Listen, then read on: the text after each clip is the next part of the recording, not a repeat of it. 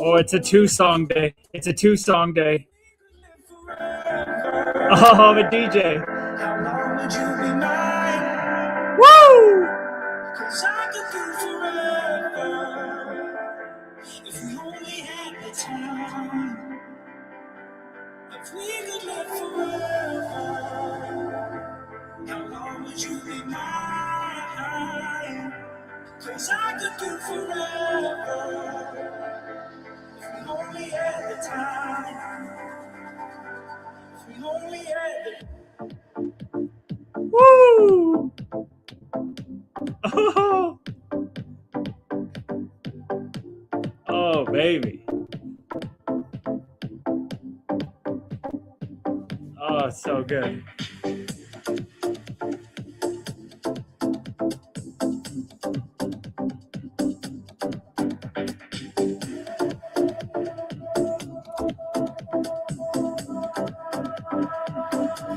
If we could live forever, how long would you be mine? 'Cause I could do forever if you only had the time.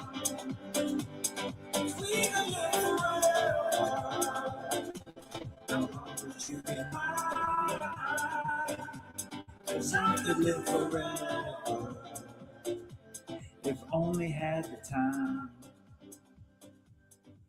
Oh. Woo! That's some good stuff right there. That's some good stuff right there. Bloom and If We Could Live Forever. Guess what, fellow waves? We can. So if you got the time, I got the time. We can just live forever. The background of my freaking computer screen and my prompter is that which is called happiness alone exists. Nothing else exists. That which is called happiness alone exists. Knowing this fact and abiding in the state of self, collective remembrance, I am, prior to that, enjoy bliss eternally. Ramana Maharshi, one of the greats, one of the greats. Welcome in, fellow waves. In the ocean of love and consciousness, namaste, we are one. And we're here to help point each other back to it, to be beacons of love and light that just play tennis, back and forth, and rise all together. Lynn's is happy girl. She didn't mean to send it, but her inner soul meant to send it. She's still smiling anyway. Namaste. Welcome in, Lynn's. Erica Lovely. Namaste. Erica Lovely. Welcome in. Shari Soul Flow. Namaste, girl. What a handle for the kick stream. Let's go. Everybody's pub Shari Soul Flows here. Namaste. Oh, Lisa Jude. Spiritual Mumsy. Belated, may the 4th be with you all, says Dana. Amen, brother. Amen. Hope you're doing well, Big D. Namaste. Kick is working. Oh, we got Chris Swick in the Instagram as well. Namaste, brother. Swick Dick himself. And we have Ben Myers in the house, everybody. Somebody Like You official. Just here for his weekly spot now, twice a week. He's just, this is what he does. He's just, we don't even have to talk. It's just boom, send the link. Here he is, ready to tap in with you all. You've all ignited this live streaming in him again. And I know he's so grateful for that. Here he comes in his favorite hat, Ben Myers, everybody. Oh, yeah, baby. What is going on, brother? What is going on? I'm gonna get your introductions as to be like my alarm or something like that in the morning. I absolutely love it. How are you doing, my friend? Hello, Lisa. Hello, everybody. Thank you for having me. Namaste, bro. I'm doing fan-freaking-tastic, BEA, beautiful love light. How about you, brother? We are LIVIN living, bud. Ooh. We are doing good. We are doing good. What has been up? What is going on? What are you feeling for today, brother? What's on your heart today? I mean, I know Mama Meyer just joined, so she's fired up. Welcome in, Mama Meyer. Ben, so happy to have you here. We're also happy to have you here. Hi, Ben, says Shari Soul Flow. I think we go with Shari. I mean, Shari Soul Flow offered me a free sit with some Reiki. A master Reiki practitioner. She's in the group. She's a powerful soul. And we had a hell of a present moment and just vibed out. And my goodness, that was my first experience with Reiki.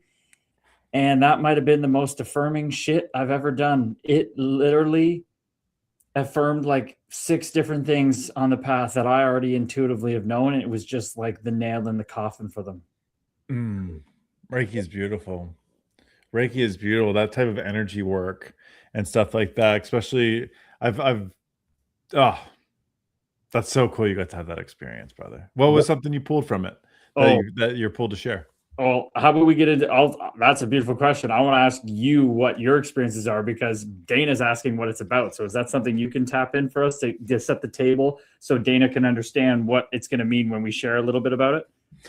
Yeah, so my interpretation of Reiki, right? I'm not certified. I don't do any of that, but I've had Reiki work done with me. It's about like energy. It's moving energy in the body. It's disconnecting maybe things that you're attached to, attachments. There might be, how it was explained to me is, imagine strings that are attached to these balloons or these things that are just attachments, and energetically cutting these strings where you can feel lighter, where you can feel looser, and moving the energy to clear blockages and stuff like that.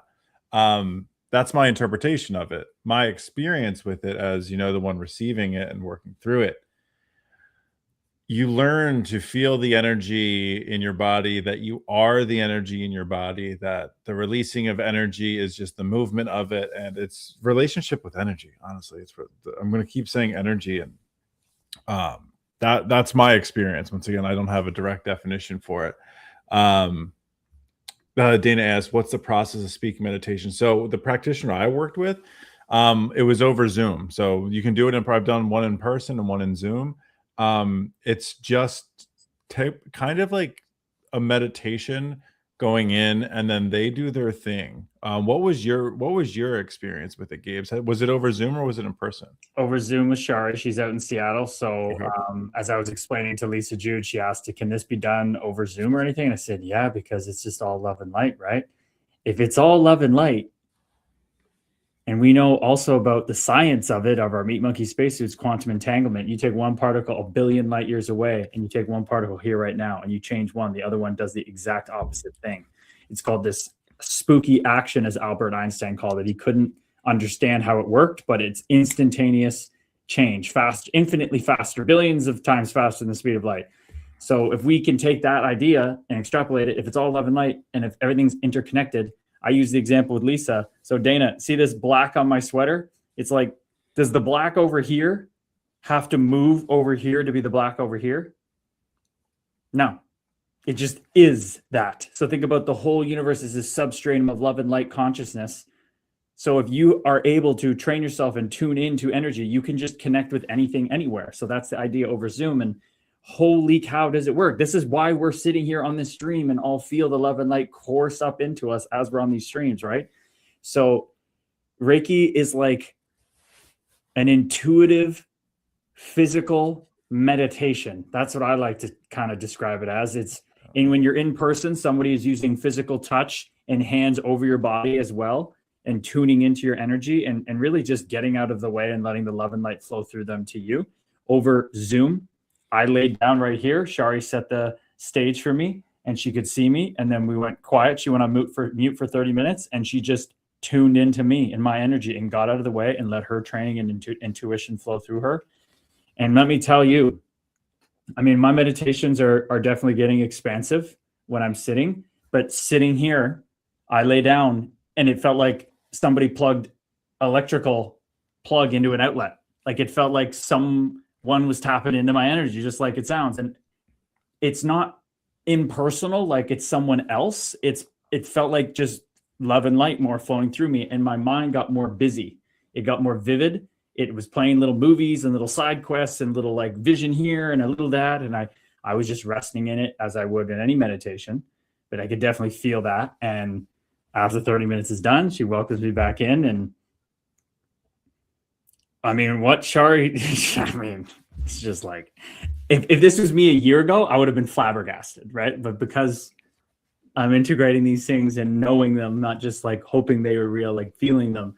I mean, she's just like, I was drawn to your injuries. You know, like you're a hockey player, you went through a lot of physical trauma. So I was drawn to like your left knee. And once I got there was nothing there, she said. And then I was drawn to your wrists, then to your right side. And everywhere I went, it was like, I thought I was going to find something and it felt like there was something there, but when I got there was nothing.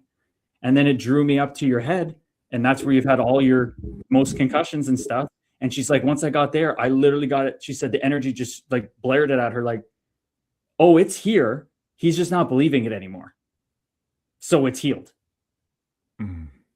And it's just like, this is what I've been telling everybody. Like, I should have CTE, early onset dementia, like Daniel Carcillo, who I'm interviewing on Thursday now, and healed his brain with psychedelics and meditation. I don't believe in the story that this brain needs CTE to live out the rest of my life, or that's going to happen. I don't subscribe to that. And the energy literally told her, yeah, so it's not there. He can believe it and it'll be there if he wants it to be. And this is what I've learned about cancer, disease. It's like, if you are living out of alignment and you're believing these things, they will manifest. So be very careful what you wish for and what you believe and what you're worshiping underneath the surface, underneath the hood. So it went from there. I know this is getting a little long, but it went from there to what was next? Just that she felt the love and light. She felt like the practices I've been doing, it basically was just an affirmation of just keep doing it. You're doing the work. This is all the affirmation. Just keep at it. Keep at it. She felt like some past life stuff come up. We talked about that a little bit. That starts to get in the deeper, but I just felt extremely affirmed. And then the second book, that was the one I'm missing. She goes, blaring. So the second book that you write is going to be all about for people like me who are in this spiritual space already and dealing with it on that end, not the people just in hockey like your first book. The second book is just going to be like, I just got it heavy spiritual. And I was like, that's what's coming through. I don't even choose it. It's just what's happening. Oh, brother. I'm so happy to hear that. And there's also this part of me that can't believe that you just dropped on me that you're interviewing Dan Carcillo on Thursday on a live stream, because no, live stream for the pod. For the pod. But okay, that you're dropping that you're interviewing Dan Carcillo, because as I'm gonna don't worry, Dana, I'm gonna address. Am I doing okay since the Flyers are back on Earth? I'm gonna combine this. That Dan Carcillo is obviously a fan favorite in here, but that is so sick. One, that you're interviewing Dan Carcillo. I'm so excited to see you two vibe, because the two of your personalities on ice versus how you show up in the world now, I think that is going to be like, dude, I'm getting so many chills on my body right now. Oh, that's insane. Very cool. But to hear about that experience, right? Did you feel anything? I'm curious. Did you feel like anything release? Like I know, because this is my thing. You're very aware of a relationship to attachments. So I was wondering if you felt like a physical release of anything, or was like you saying, was it just much more of a what's the word I'm looking for? Validation of like straight affirmation validation. Literally everything. Like I literally thought in my head, I'm like, I should have CTE. All this stuff. I'm like, no. And it's like, no. That's literally how I feel about it. I don't subscribe to that story. Sorry. I'm not a victim. I'm the creator. If I don't want CTE, I'm not getting that shit. I just don't believe it, man. There's no. I'm doing the meditation. I've seen all the studies that it grows your brain back. I've done the psilocybin. I microdose it here and there. Like I'm doing it. I'm doing all of that to take care of that. But also, I just don't subscribe to that bullshit. I love that, man. I love that you entered the world of Reiki. I love that, Shari, that is so cool to offer your gifts and to bring that through, because I think that's where a lot of things are really, really cool. Gabriel was so open, he didn't need clearing. That's awesome.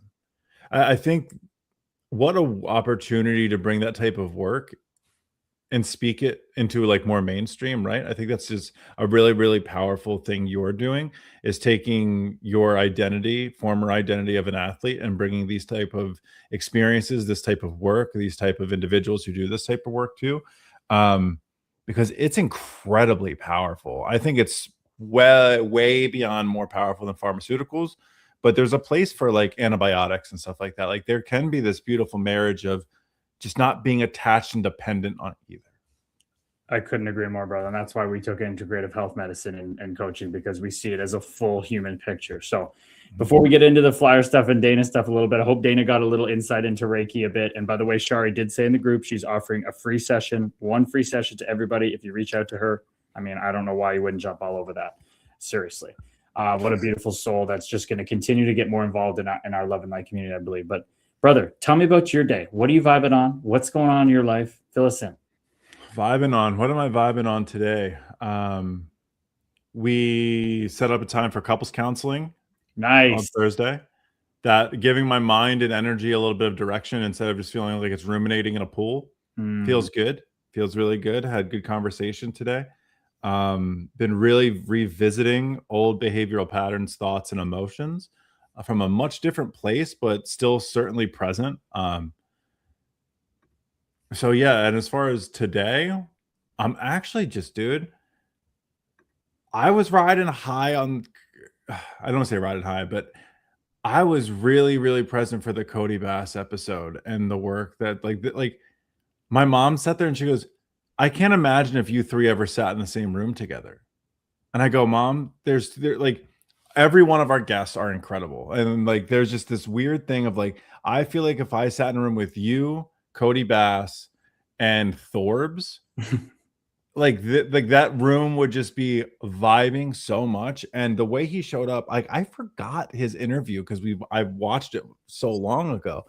And I'm sitting there and watching him talk, man. I sat there and it was just kind of like, I think it was the purpose of why you do the podcast, is I sat there, I felt so seen as a human being going through my own life stuff, that he's doing his life stuff, no matter if you're a professional hockey player or not. And like, I sat today and just felt validated in life experience because I felt I was sharing it with somebody else. And that's why I think like that's the work you're doing. And I mean, I have a front row ticket to being able to do that with you on a daily basis, but like seeing that extend beyond, and then him sharing kind words through a DM to you, like talking about like how me and you were vibing on After the Bell and stuff like that. Man, it just felt good. It felt good to be seen, felt good to feel loved, felt good to be appreciated. And yeah, I really was sitting in that today.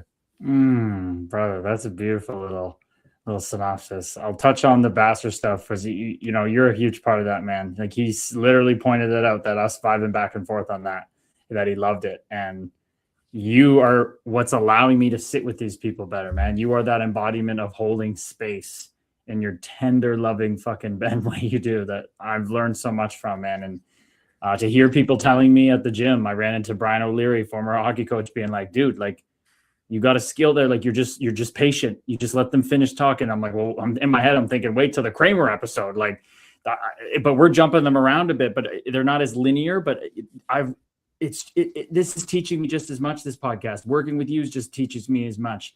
Talking to Basser, I'm learning from Shari today. I'm learning from everybody. It's so freaking beautiful. It's so freaking beautiful.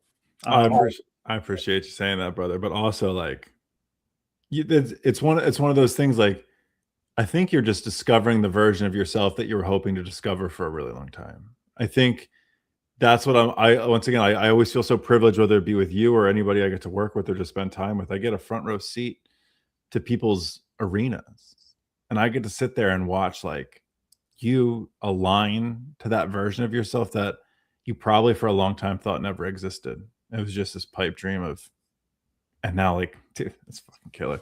But But I see the chat's lighting up I about some know. Toronto Maple Leaf shit. We're gonna get to it. Everybody, calm their jets. I got to bet Ben's more important to me than the damn Leafs, but I know. But I just want to come back to, because you were at a busy mind the other day about, couples therapy potential coming up, and you were sitting with that and you were seeing it come up. So I just want to hold space for you that you got that appointment booked and you're sitting with it. So how has that last couple of days been with that leading up to booking one? Chaotic in the mind a little bit, but once again, a different type of chaotic. It's observing the chaos, but also allowing myself to honor the feelings of it. Recognizing that I'm getting caught up in it, and that's okay. It's leading me somewhere. It's one of those things like, hey, we look back on this and this is going to get me somewhere. But yeah, it's wild to watch how instantly it dusts up all old. It's like the behaviors and the thoughts and the emotions never left. It almost validated to me that everything's a radio station. It just tuned right back to the radio station, the same songs, the same bands, the same time, the same commercials, the same DJs, and it was just kind of like so interesting.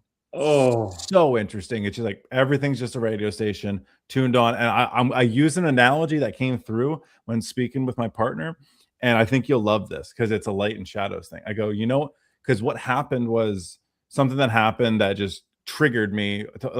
What's going on is she was supposed to come home this weekend, but she has to travel for a funeral instead, and we live 1,500 miles apart. Unfortunately, her uncle passed, who lives in Ohio, and her dad she's showing up for her family, really, really just showing up for her family. And feeling it just sparked a lot of old feelings of anticipation for someone to come and someone to be here. And then at the last minute being like, hey, I can't do it. That. Once again, this is very valid, very understanding, but it's a light switch that goes on. Yes. And the light switch, what that does is sheds light on all of the shadows that were in the room that I wasn't seeing. And so that all I noticed was the light switch went on, the light shined light on all of the shadows. And I went, that's all this is shadows getting lit up in the room. And it was wild. Once again, what are you going to do about it? Let's not be attached to any of this and just see where it goes. Let's flow. But I've talked to my mom plenty of over the past couple of days, and she is the only person I truly think understands that my process is I get deep in the weeds of it. I understand it. And then I get clarity after I allow myself to feel it. But the difference now is I realize it's me allowing myself to feel it. And then I get to the other side, and you want to know where I learned how to hold space? It's my mom. Mama Meyer. Shout out Mama Meyer. For sure. Oh, dude, that's so poignant. Can people hear the things you're pointing out here? Ben's big thing is being considered. So then his partner does a considerate thing and it's like, yo, obviously going to take care of my family. And Ben's like, duh. But that's Broadway going, duh. Hollywood, freak the fuck out. Oh, Ben called, that's what he calls it, freak the fuck out, bro. And that's it just illuminated the shadow of the radio station that tuned into, because everything rushed back, even though it makes no sense. No sense, man. And I think that's just what it is. We try to make sense of it. And the hardest part is my logical mind goes, this obviously makes sense to go back for a funeral. I love the person you are that is going to support your family to go do this and show up for your dad. Even if you weren't super close with so-and-so and stuff like that, you're showing up for family. That's an important trait that I look for in a human being to stand alongside with. My body wasn't getting the message that this makes sense. So I'm feeling all these things as if I'm getting betrayed, as I'm not being considered, as someone is ditching me, that someone's disrespectful. And I'm like, this is just not the case. No. And when I think that's where we get really, so what did I do, man? I've had to meditate. I've had to sit with it. I've had to do all these things, and not had to, I got to, because it allowed me a lot of clarity. And I'll tell you what, it's still there, and that's okay. It's still there, and that's okay. People, do you hear that too? The poignant touch of all the same memories from that time and place where that blockage was put in with pain. The same music comes back. The same. That's just proof We store these experiences. We cling and resist to them. This is one that Ben resisted. He didn't like it. It got stored back then when he didn't know any better. It comes up now. He knows better what to do. It's going to come out with pain. You sat with, brother. You were walking the talk. And this is why, as I said when you left the other day, I was like, I don't think, like, brother, you're the, besides my mama now, you're the closest person to me. And I didn't think, I mean, and again, I invite any challenges that come between us because it's only going to raise us higher into love. But I haven't had a relationship with someone where there's never been a breach of trust yet. Mm-hmm. From me to you to me. Like, it's special. I'm not saying it needs to continue. Fuck, I hope it goes to shit and we build it back better. I'm just telling you, like, it's remarkable. And it's restoring the faith that I had as a little boy of like, oh, you see a Disney movie, you meet the girl, everything goes perfect. You have your best friend in the movie. Like what's that movie I saw the other day? The dog, the Disney movie, and the fox are friends. And then the hunter's about to kill the fox and the dog steps in and goes, no. Like, it's that boyhood bond of like, we're boys, man. And nothing has ever come between that. And it's only been 2.5 years and it's just accelerating. And it's just like, dude, it's because you do the work. You restore that faith in that if people do the work, you can live in absolutely harmonious relationships, platonic, romantic, whatever. Dude, it's so funny you think like to say about that because like I feel the exact same way. I feel like that's like, and I've never had to like second guess that. It's just kind of like, no, like that's like my best friend, and it's just kind of like, but that's also my colleague. No, that's also my brother. No, like what, like, and but that it's. I think that's where we start to look at like when you recognize other people that are also doing work on themselves and you're a fan of them, not a fan of their career.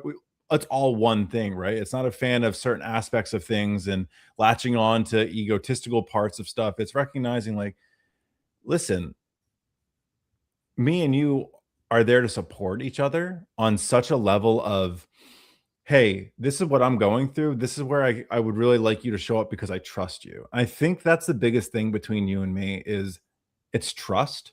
It's the ability to show up for one another and not feel like there's an alternate agenda to something, right? It's this course, this podcast, these live streams, they all just naturally came about because we trust one another. We like to spend time with one another. Most importantly, we like to share thoughts and ideas and chat. And at the bottom of it, we just want to help people. And doing it together is fun. Like, that's just what it comes down to. And there's like, what's meant for us cannot miss us. And let's play in the sandbox along the way kind of thing, man. So I appreciate it. That's incredibly kind. I don't take those words lightly. So thank you so much for saying that. That means the world to me. No, you're welcome, brother. And I told everybody when you start coming here regularly, where people are just gonna fall in love with this bromance. People, we were having visions on our call the other day. Like every call we do, just because is the now best call we've ever had. And we're talking about being on stage together, pretending like just talking on stage together and pretending there's not even an audience there, and just like there's so many things coming through, but I'm excited to show everybody this because, man, I went on this podcast this week, and we're going to get into the lease right after this. I went on this podcast this last week, and it's a good following, and it's so our following. It's so what we want to tap into. It's these guys really want to see the game grow into what it really needs to be. So look at this reel they're cutting up.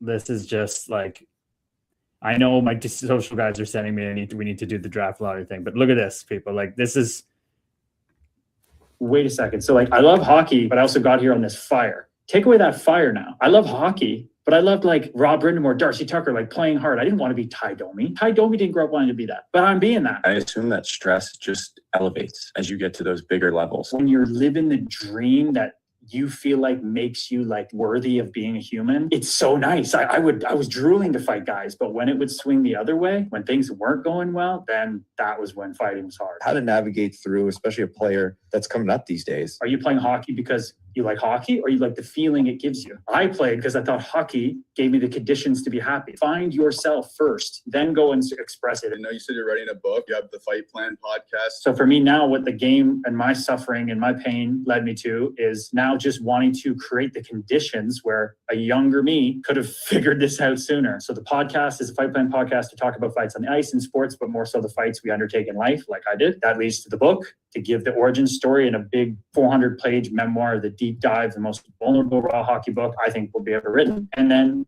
a course for athletes, first responders, the average Joe who just feels like they don't know who they are in this crazy world. Who am I? What makes me happy? It's a course for that person. Like, that's going to freaking go out to freaking so many people. And I'm hoping that goes viral. I mean, that's just going to be bringing in the love and light, bringing in people to that. You know what I mean? They're going to put some sick music to it. Dude, that's the work that we put in on ourselves to be able to set us in a place where we're going to be having this type of community. This is never going to stop running. This community is just, this is, you know, people, this is like absolute highest excitement. But that's going to be all of this in athlete language for all those folks coming in that don't want to hear us talk about the Reiki and all that shit. It's funny. It's what I've learned is, well, first off, what a clip, dude. What a really cool, and I'm excited to listen to that podcast. Is the episode out yet or no? No, I think that's the trailer that's going to put out like Thursday, and then they'll maybe launch it with it on Thursday or Friday, whatever. But hell yeah, I'm so excited to see that. Are those the people you were telling me about that is just they're doing the same thing? What are they called? The spiritual? They're the Locker Room Life podcast, but they have like their own, like they're basically, you know, they have a tape company, they have an apparel company, but they're all about not just the boys and the booze and the drinking and that culture. It's like the exact opposite. They want it complete inclusion, complete safe place, complete vulnerability. Like it's so aligned to what we're doing. Oh, hell yeah, dude. I'm so pumped for that. And I think that's the thing is like you talk about like the people that don't want to hear like the Reiki or hear about meditation or breath work or silence and all of that stuff. It's the funny thing is I think they do. They just don't want to hear the words that we're saying. Yeah. Like, and I think that's what we worked really, really hard on with this course is we're going to give you all of the practices. And where so like say like Shari comes in and if she did the course, she'd be like, that's just meditation. That's just breath work. And it's just changing the words because it's like, yeah, it's like spirituality and religion. It's all the same shit. It's all the same stuff, just using different language to connect and resonate with people. It's all the same work. Mm-hmm. And it's all in love. It's all in kindness. It's all in light. It's all in unity. It's all in presence. It's all in lack of it or freedom of attachments. Like it's all of that stuff. It's just, how do we word that in a way that resonates with people that have an attachment to that being bad? Yes. Exactly. Like, we got to build that bridge. That's it, man. Just building a bridge. And it's not like we're walking people there. It's we're helping people walk themselves. Yes. That's it. As all we are here home. We're just walking each other home. Hey, maybe like think about it that way. I went that way. See if you like it. Don't worry about it if you don't. You can't fall out of love. Can't do it wrong. Apparently the Leafs can't do it wrong either. For frick's sakes. History repeating itself. The last time the Leafs were going full rebuild, Austin Matthews drops into their lap at first overall, and now Gavin McKenna, the punch out a guy outside the bar because he chirped his mom himself, break his freaking job, become a local legend, then blow up in points and literally turn his season around. Like this guy is a walking legend, and he's the new Marner of the Leafs, and they have their guy to rebuild around now. This is wild, people. Like That's the lad out of Penn State, right? Yep. Yeah. Watch them not pick him now or something. Who knows what's going to happen, right? Like, but I mean, I don't know if you plugged into all that, what's happened, Ben, of who they hired to run the Leafs and stuff. I saw Sundin come in, and then I saw a little interview. I can't pronounce the GM's name, but I heard there was some stuff that happened in Arizona. Yeah. That's all I know. Literally. So like they hired the youngest GM at the time, Kyle Dubas, back 9 years ago, and they get Matthews, and they're on the build. They got this big rebuild. They went with the young analytics, youngest GM who never played at a high level instead of those seasoned veteran hockey men and all this. And, you know, for whatever reason, they didn't break through. And we think that's because the MLSE, the conglomerate that owns them, was in the room and calling the shots and not letting the hockey people they pay millions of dollars to actually make the decisions. That goes to crap, whatever. And now they've hired basically the same guy, just seemingly from the outside as a meat monkey spacesuit in his track record, like the analytic young GM with absolutely no ethics. Like whereas Kyle Dubas, and I had personal experience with him that'll be in the book. I need to call him soon to ask him about it. I don't agree with his philosophy, but I respect the shit out of that secure man. He's done work on himself. He knows who he is. Fair play. Whereas this guy, I don't know him personally, but there's stories coming out of literally putting 6 monitors on his desk in his office. Only one of them was actually plugged in, and they had just fake things on the screen to make it look like he had a bunch of data on the screens. Like wild level imposter type stuff that we can't verify. We're sitting here as Meat Monkey Spacesuits judging, whatever. I mean, I like to think, as I made in my reel today, that this thing works out and he learned from his mistakes. He cheated the rules. He broke the rules. He cheated the system. He did all this crazy stuff. He left the game, bought 61 Wendy's franchises, built a company that makes $10 million a year in analytics. Money ain't the problem. He's coming back into the Hornets nest to do a job he's passionate about. Grew up watching Matt Sundin. Now that's his coworker. So it's kind of cool. It's kind of cool. Do you think in that role, right, if he grew up watching and idolizing Matt Sundin, do you think Matt Sundin's kind of calling more of the shots than he is? And he's kind of a yes man to Sundin? That's what everybody's speculating, right? In the press conference, they asked I guess it was Sundin and Chaika, they just said, like, what are you going to do to turn the team around or something like that? And they both looked at each other, and Sundin's like, you want it? Chaika's like, you want it? Go ahead. And it's like, everybody's just cutting them up because, like, who's the one calling the shots here then? Like, you bring in Matt Sundin, who has more passion than anybody for this team to win, but he has no hockey operations experience. He's just like this advisor. But you got Chaika, who Dana is saying, Dana was around this guy helping out the locker room for the Arizona Coyotes or Phoenix Coyotes. And he says, I don't mind the new guy to change it up, but Chaika is not the guy. Like, literally, like, it's actually wild, the stories that come out, Ben. Steve Simmons is this notorious sports writer in Toronto who is not afraid to ask the hard questions. And a lot of people don't like him, but everybody's loving him right now because he came out in the press conference. He's like, I literally called 20 high-level people in the sport, GMs, the highest people we all know, and 19 of them dislike you with a passion. There's one that had anything kind of nice to say. What are you doing hiring this guy, basically? And the guy's like, the guy who hired this guy was like, we did our due diligence. I guess I talked to different people. It's just like, whoa. Ooh. Here's the stark contrast, right? Because there's the human being side of it, and then there's the sports fan of it. We want to be able to give people second chances to prove themselves and all these kind of things. The hardest part is when you have that many people that you've clearly had negative interactions with coming to the forefront that almost sound like there's a lot more people that aren't afraid to come forward with the bad stuff than there are good people coming forward with the good stuff. And that's where it's tough. So you as a fan, right? As like take your pedigree off it, your experience as a hockey player, you as a fan of the Toronto Maple Leafs, what is your gut saying? I think it's all ego, man. I think it's MLS ego, and yeah, we just know what we're doing. We're gonna do the off the board, and nobody's gonna think we should, and it's gonna work out. We're gonna look like geniuses, and I just think ego's involved. That's personally what my gut says. I don't see anything else that says differently. This president was taking AI ChatGPT notes to meetings to influence trades and stuff when he's supposed to just hire the people and get out of the way. He's not a hockey guy. Why are you having input on hockey trades? It doesn't make any sense. So now you're hiring against the grain. You know, somebody in the comments here is saying that they're going to go with Stenberg, who's supposed to go second overall, and he's a Swede. So Sundin's going to influence that, and they get Stenberg instead of McKenna. I think they can't go off the grain and not take McKenna. But yeah, the gut definitely says ego. But I'm a sucker for the underdog story. I'm a sucker for John Chaika getting absolutely pee-pee slapped and disgraced by the game. Everybody thinks he's a scumbag. All the monitors, the fake shit he did. He leaves the game, builds a bunch of money, buys a bunch of Wendy's, and he's hopefully done some psychedelics. He's done some inner work, and he's coming back, and he's like, I'm just letting this flow. I'm a Toronto boy, and I'm just going to let this come through me, and I've done the work, and I know who I am. I would love nothing more than that, but my gut does not say that that's true. And that's tough, man. That's tough.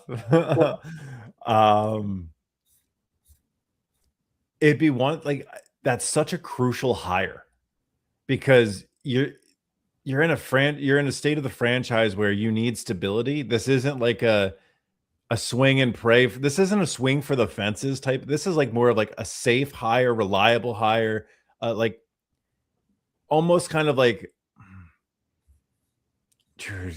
that's tough. Once again, I love a swing for the fences story. I love an underdog story. But when it comes to a fan base, like Toronto's not just another franchise. No. Like you got to get this right, and you got to right this ship pretty quick. Matt Sundin, great to bring him back into the franchise to be the face, but yeah, that's tough. That's tough. It's not just another franchise, man. It is, man. And let's switch to your side of the fence here, Ben. You doing okay since the Flyers are back on Earth? What's the deal there, brother? You been watching? I have been, and I'm doing okay. Tippett hasn't been playing. I don't know what's going on. I think they said it's like a lower leg injury. That's the thing about hockey, is they're never going to tell you what the actual injury is. I'm going to be honest with you, man. Our Stanley Cup was against Pittsburgh. Like getting into the playoffs, that was our Stanley Cup. And then to beat the Penguins, our greatest rival, in the first round. Obviously, we're all hoping to come back home, take two, all the stuff, and go on. But Carolina's a really good team. I'm really proud of how the boys showed up last night. Took them to overtime, and it was really reminiscent of the closeout game against Pittsburgh. We were dominating in overtime for the first 5-7 minutes, and then all of a sudden Carolina put a run together, got some shots on goal, broke up the momentum, and that's what we did against Pittsburgh. And you just didn't expect it. Kudos to their crowd. Their crowd sounded like they were showing up. It was great. But yeah, I'm doing fine. I'm so proud of the boys. Like, I'm proud of Talk. I'm proud of the way Briere and everybody is sticking with this rebuild, and we're starting to see some life come. You're starting to see Philly hockey get back on the map. So yeah, they can do no wrong from here on out. If they got swept, I wouldn't care. Like, I'm so proud of them. And yeah, I'm obviously, you don't like to see the boys lose, but so proud of them, and they can do no wrong from here on out for the rest of the season. Okay, so he's doing well with it. That's good to hear. Dana popped to the question back here. Gabriel, when you were a player, were you aggressive in your off ice life? You don't seem the type. You seem more like once the tarp was off, you were off duty. I guess it just depended, brother, on how strong the hypomania was flowing. You know, I would definitely have come across as, without a doubt, intense, regardless if I was down or up. But I was more aggressive, outgoing, like too much energy to be around when hypomanic. But if I was down, I was like cutting intense. Like I could cut you with my words really deep if you weren't careful around me. So it's strange. My mom's friend who just came up here, and we had a remarkable talk for like an hour yesterday. She literally is like, I know how busy you are and you set your schedule. I want you and me talk. Nobody know your mom. I haven't talked to you in years. I want to catch up on all the stuff you're doing. I mean, this beautiful talk. And she's like, yeah, I remember when you started fighting. Like, I was like, this sweet little boy Curtis is doing what? Like, so I was never aggressive. I was just either too much intensity, high raging energy intensity, or I was too little and really like snarky and mean. I think I lived in my head, as we all do, and I thought it was more noticeable than it was. Sometimes I think my level of awareness, even when I was lost in it, other people had the same. But I would talk to coaches, and they were like, most of them were like, we thought you were just like grumpy because you wanted to play better. We didn't think you were like, you know what I mean? So they're like, we loved it. You worked so hard. It's like, no, I was miserable at all of you in life. It wasn't just that. So it's weird how that kind of gets seen differently. It only happened once in my career where the coaches and them, it was the worst season of my life in Lehigh, where Ben was super close and we didn't know. That was the only year that they were like you can't be doing that as a pro hockey player. And I was like, oh fuck, it's not noticeable right now. But yeah, not aggressive, never trying to start a fight at a bar. I was only ever trying to break things up. Mackenzie Blackwood, goalie of the Colorado Avalanche, now tried to fight me in the locker room. And I was just like, dude, what are we doing? You had your chance. I'll practice on the ice. What are we doing here? So I was very docile when it came to physicality off the ice, but I was very intense with emotions. It sounds like on the ice is where you could at least get, but this is the thing. When I hear you talk about it, and you talk about the boys that come on the podcast and stuff too, it wasn't like this release of energy, like you're going out to fight people. Like, it wasn't this over come with rage. I'm just going to beat the shit out of someone. Like, No. it was a lot of strategy. It was intentional. And like you talk about it, and I can't remember which podcast. It might have been Thorb's. And actually, no, I think it was it Thorb's? I can't remember, but you talk about like you don't fight mad. No, it was Peluso.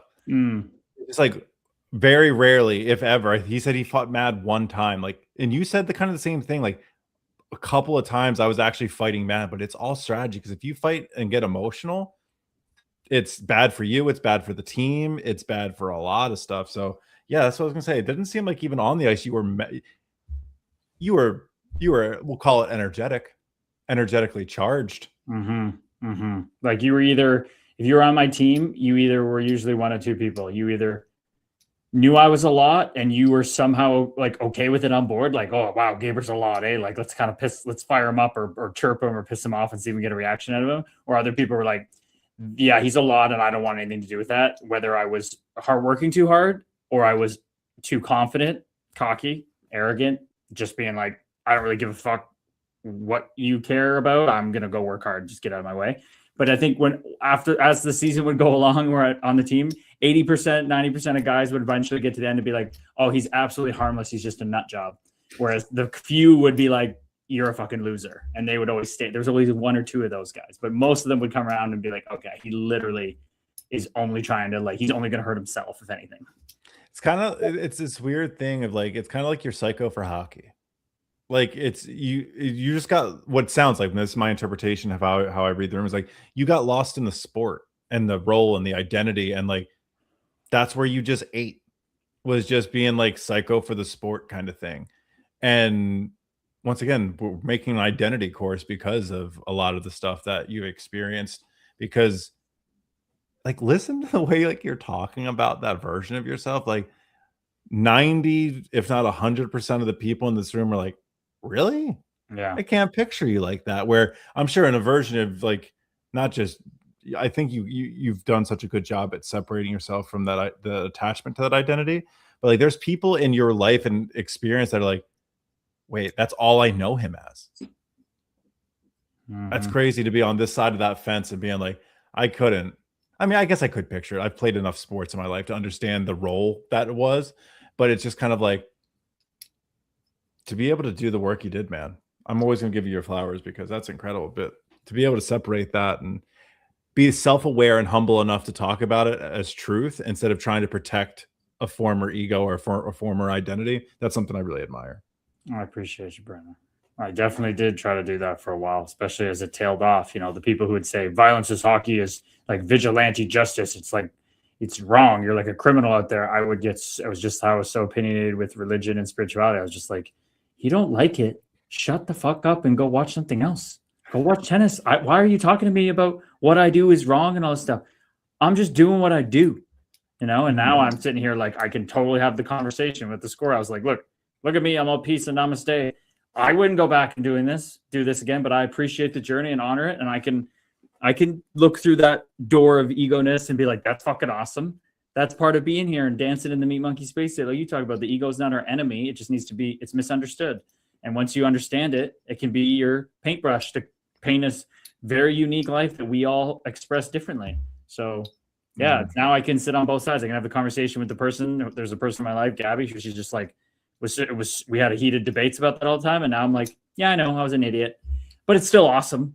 You know, it's so interesting just because of like, I take it from what my mom talked about from one of the podcasts. I think it was Thorb's.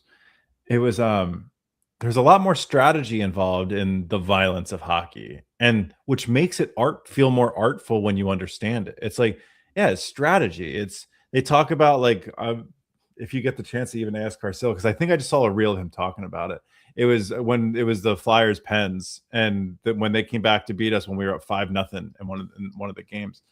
And he looked back and checked with the bench because Pittsburgh was trying to get him to go. And the boys all gave him the nod. Like, yeah, go. Like, there's a lot of these like unwritten rules that it's not just go get mad and fight people. It's a lot of like, you don't want to piss off your teammates, especially in that role. You want to be a team guy first because your livelihood literally depends on you doing what's right for the team. Mm-hmm. Mm-hmm. That's It's interesting. literally like acting. Like it's literally like Sean Avery just took it to extreme stuff, but you are acting. You are playing a part. You are like, it's like going to a hockey game as a fighter for me was like going to a show on Broadway. I had to get ready to do my part. Like you had to do all your little things to get kind of zoned up and to get in the zone, where our course is called Living from the Zone, people, to get in that mindset of playing that character, which when it was great, oh fuck, I was having fun playing that character. And when it was awful, oh my god, I hated it. That's just like reminiscent a lot of the way your life kind of seemed like it went. It was the highs were high, the lows were lows. Like it's Where do you think you showed up acting most in your life? I want to tap into that with you. Where do you think you put on the biggest mask? everywhere. And I mean that, and I mean that so sincerely. When the episode comes out, I'll get pretty deep with that in my experience, but I'll save that for the episode when it's released. There's a point where I didn't know who I was. Like there's a point where I was literally like waking up in the morning and being like, I don't even recognize myself. Like the things I say, like it was probably when I was most what I felt like universally liked. Like I had this reputation of being fun, being charismatic, being the life of the party, going out and doing these things. And I was such a people pleaser where like I was just saying what people wanted to hear. And I'm an empath. I'm a highly sensitive person. So I can walk into a room and know exactly what anybody wants to hear from me. And I'm going to tell them it. Once I stopped believing and I just ran out of gas, probably around age 28. I don't want to say I was fake. There was definitely like parts of me that I felt real, but I didn't recognize what was real and what was fake. I felt like it was 75% bullshit. And whenever I got home to be with myself, I was like, I kind of hate me because I don't know who I am. And that person seems so cool, but I have no attachment to that person. And that's a high for me, is that that when people are liking me, but when I'm not getting it, I'm like, I'm drinking, I'm smoking, I'm doing stuff I shouldn't be doing, like chasing women. Like it was all stuff. And this is the thing. I wasn't just chasing women for like a physical good time and stuff like that. I was chasing it to get validation that I can be liked. Like that was the biggest thing for me. It was like, if there was ever a physical attraction, it was because someone made me feel like I was liked. That's what it was. It wasn't an ego trip for me to be like, I'm the most good looking, this and that. It was, can I get someone to actually like me?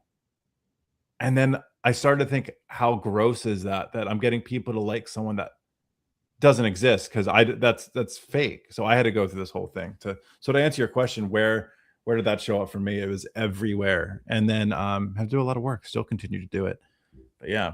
I think I did both. I think our own journey, like I did the being someone for some, but it was very egoic and it was very physical. And it was like, I had those heightened senses. So it's so interesting. Like, I think we all put the mask on everywhere. It's just to what degree, how does it manifest? What shape is your mask? Is it a big goofy mask? Is it a serious mask? Like, what is it? Does it shape shift? Right. Look at Dana. I did this at work all the time. We had a saying in the fire department, maybe your 20th call, but it's the caller's first emergency that day or ever. So act like you care. And then you get sucked into that role, right, Dana?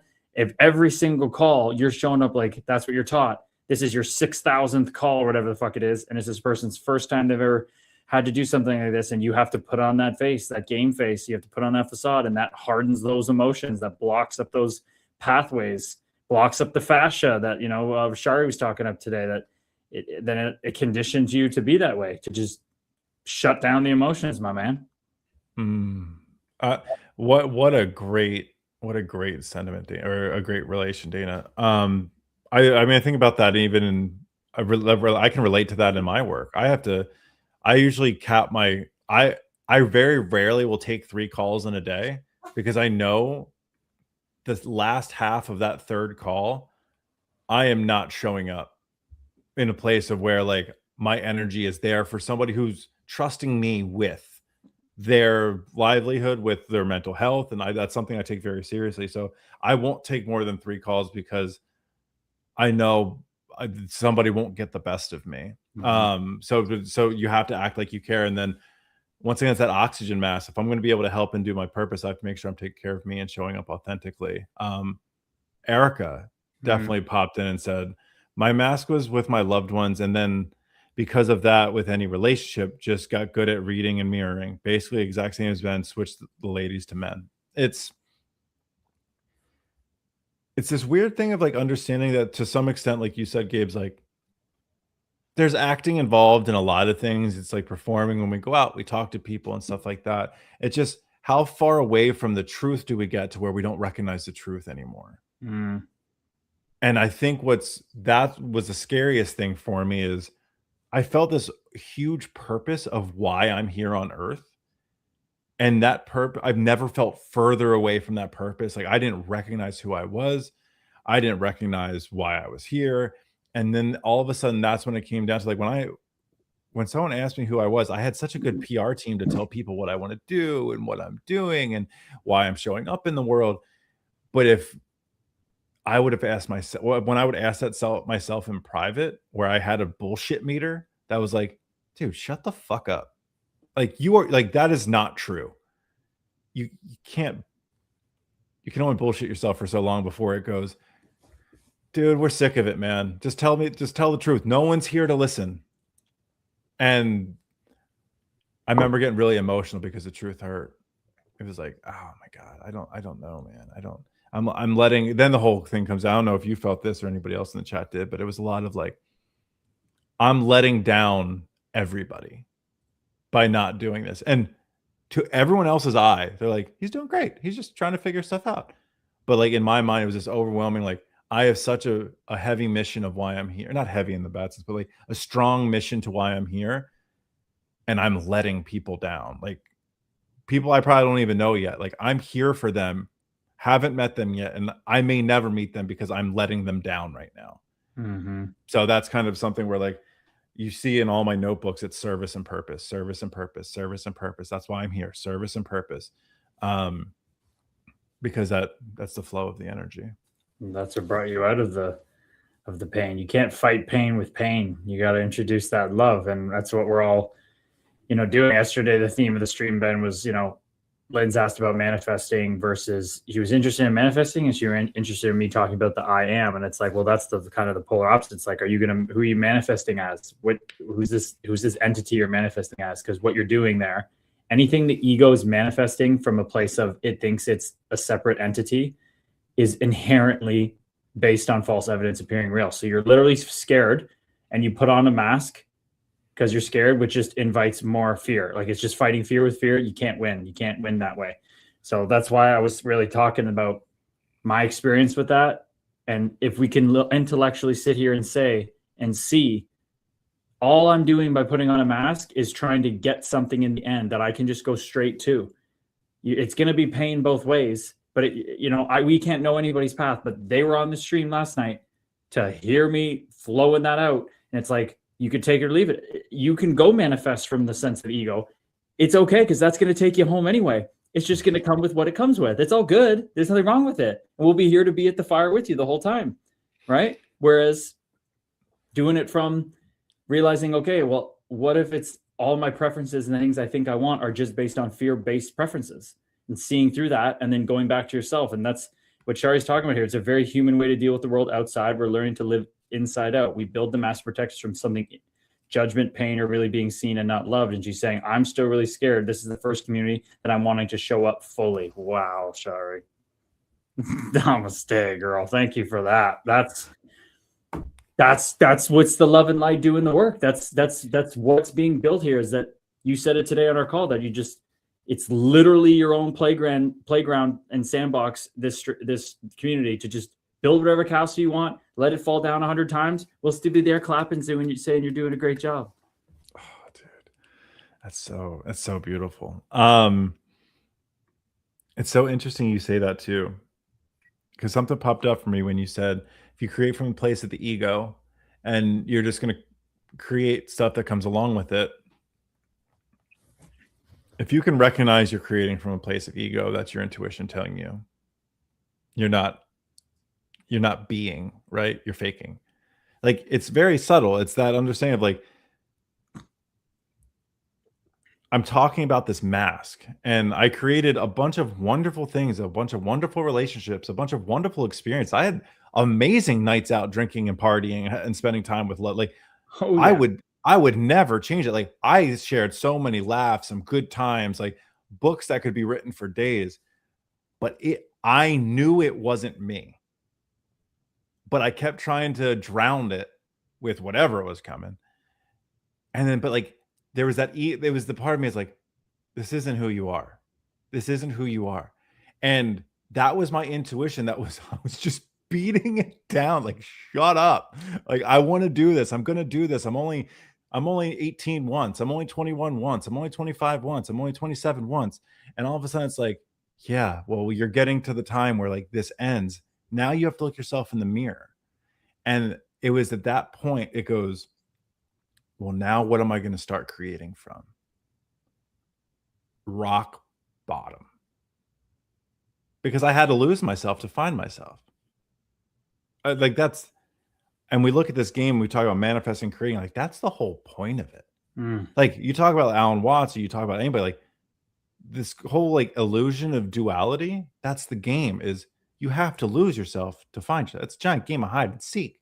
The more you lose yourself, the more you create yourself on the way back. And that's what Shari shared today. She's like, explained to me her journey and the different awakenings she had. Of it got to a point where the only thing she could hold on to was the love and light. It was the only thing, and that's the conditions you put we all put ourselves in to wake up to it when there's nothing other option. That's what I had to do. But there were all these little inklings along the way, and my journey. I can't sit here on the stream and be like, everybody's going to go through suffering. That's what I did. That's going. No, it might not be for you. You might awaken to this and then have suffering in a different way. This came through when you were talking about, because like you said, we had so many like fun nights. And Brendan Zen, I don't think is here, but he's going through it. He called himself stumbling today, what we just called data collection. But do you feel like you would go out and party, right, and have this great time, but when you left the house, you were feeling like that phony mask, like bullshit joke of a self. Then you go get lost in the numbing and the drowning of it, right? You have a fucking blast.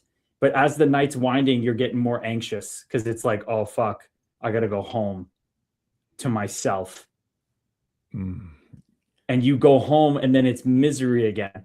Whereas all I'm saying is wake up to that like intellectually see from everybody's story that comes on here is always the same story.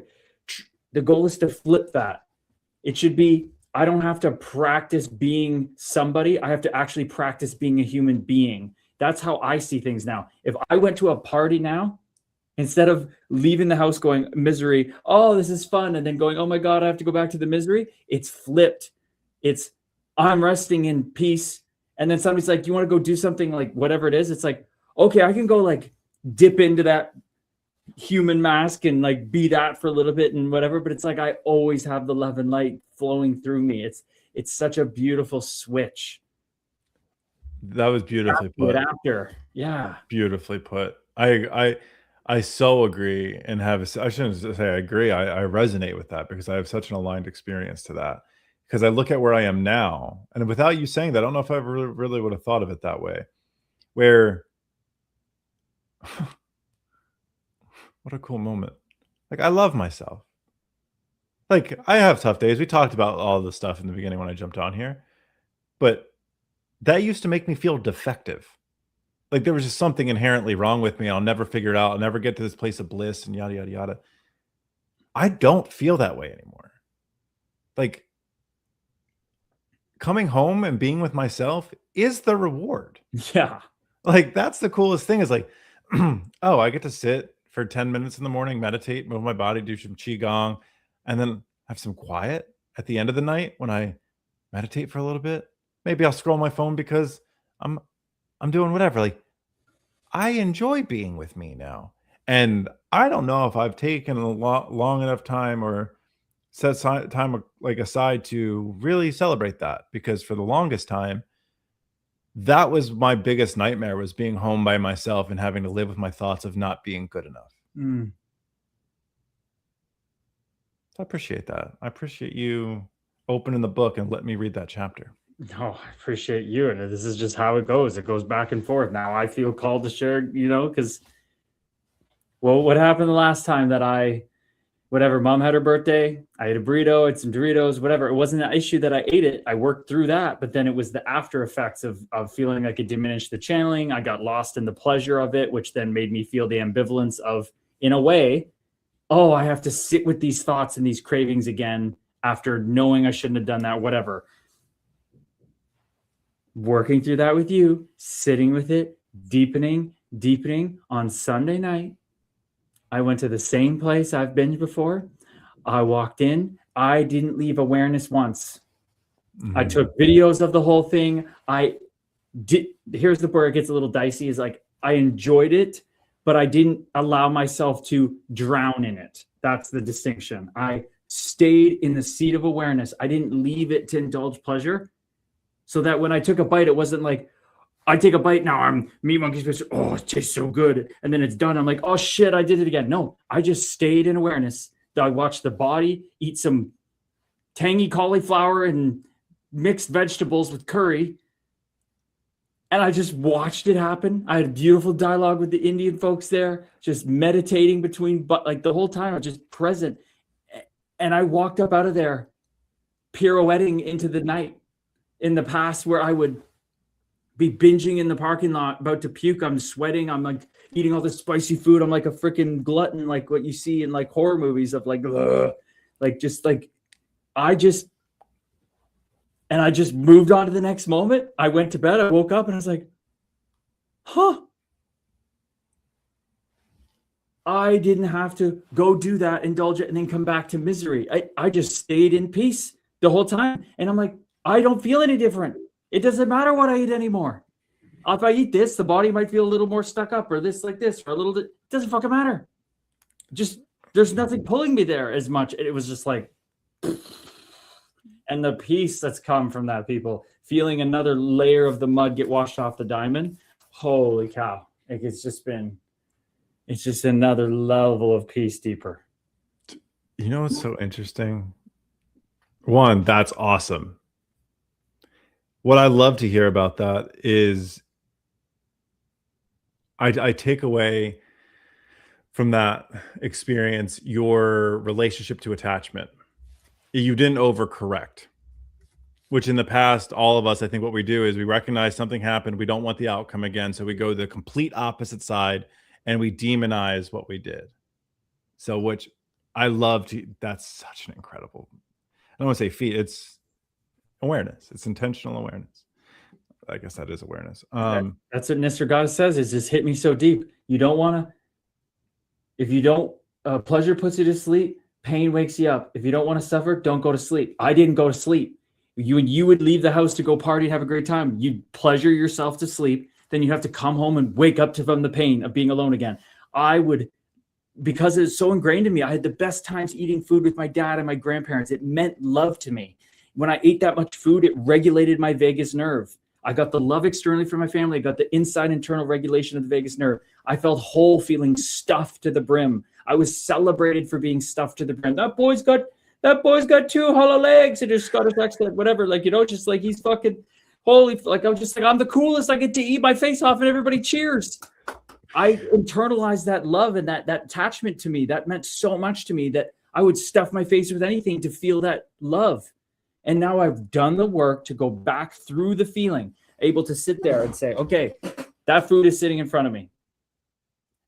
My meat monkey spacer thinks on the other side of that food is the happiness I'm looking for. When I know now, I know it's not out there, it's back through the feeling that I think is going to be and resting behind it. So I didn't leave. I didn't go into pleasure and fall asleep. I stayed awake, ate it, watched it. Wow, look at this meat monkey spacer eating this food. This is awesome. Oh, it's done now? Great. Let's go to bed and wake up and do it all over again. It wasn't, oh, I need to feel love and happiness. No, I didn't go to sleep. So then therefore I didn't get the pain and I rested beyond it all. That's what we all are on the path to wanting to be able to do. It doesn't matter what happens in our lives. It doesn't matter. We're always in peace. Oh, what a moment. I share one with you. So interesting enough, Friday, got done cutting the grass, was hanging out throughout the day.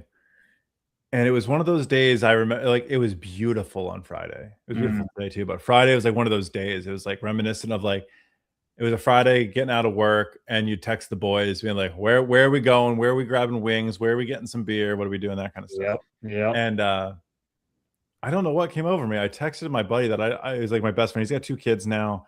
I don't see him as much clearly because he's got a lot going on, 2 young kids. But I texted him, I was like, brother, such a beautiful day out there. Reminds me of like send you a text to go sit by the pool, pop a Corona, and just whatever. And I go, I hope you're having a beautiful day, kind of thing. And he goes, I just got done cutting the grass and just cracks a cold one. He's like, what are you up to? And I go, I'll be there in 20. I went over, and it was like this remnant because like my mental one go, Ben, no. And I go, go have a drink with your best friend that you haven't seen. Go. I got there, his 2 girls, Uncle Ben. I'm picking them up, swinging them around. I had a cigar with a thing of whiskey, like but it wasn't this partying going. It was I was being me, and I was being so. And then I got home. I fell asleep on the couch because I said I can. And all of a sudden, I woke up the next day and your boy was feeling it. Don't get me wrong. The body doesn't recover like it used to, but there wasn't this guilt of doing it because I was so intentional why I went. I had such a beautiful time being with them, being myself. I loved who I was during it. I wasn't escaping myself. And I go, I don't have anything to do on Saturday. Cool. I get to show up fully as myself on Sunday with Gabe's. And we had a beautiful call. Like it was this like, Oh, I'm allowed to give myself permission to enjoy life without getting lost and thinking it's going to become this whole thing again. I can trust myself to be me because I've done the work. So, same as you, man. that's hitting so deep. Right? That's hitting so deep, man.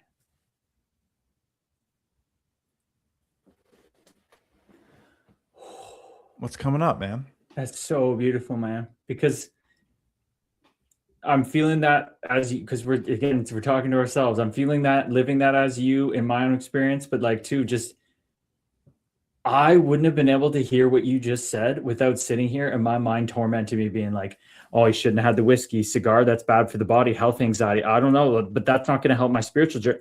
I was just sitting there listening to you experience that. Like, so this is how it works, people. When someone shares vulnerability like that, right? He said it in his way. I'm hearing Corona with a buddy on the porch after cutting the grass, playing with nephew or cut his daughter's cigar, whiskey. And I'm thinking, for me, I'm hearing that, but my mental movie is playing summertime with dad, going to play basketball, going home to make sandwiches the certain way he made them with Diet Coke, fizzling in my nose as I drink it, walking to watch TV at the Score, which I just went to do content. Like, and I used to just, that was so, it didn't matter if the meat was at the time, it didn't matter. It was ignorance is bliss or whatever, but it was that peaceful feeling. It didn't matter. It didn't matter. And I've gone on this whole journey of all that. I made those things matter and I clung to them. But to then to appreciate what you just said from a place of,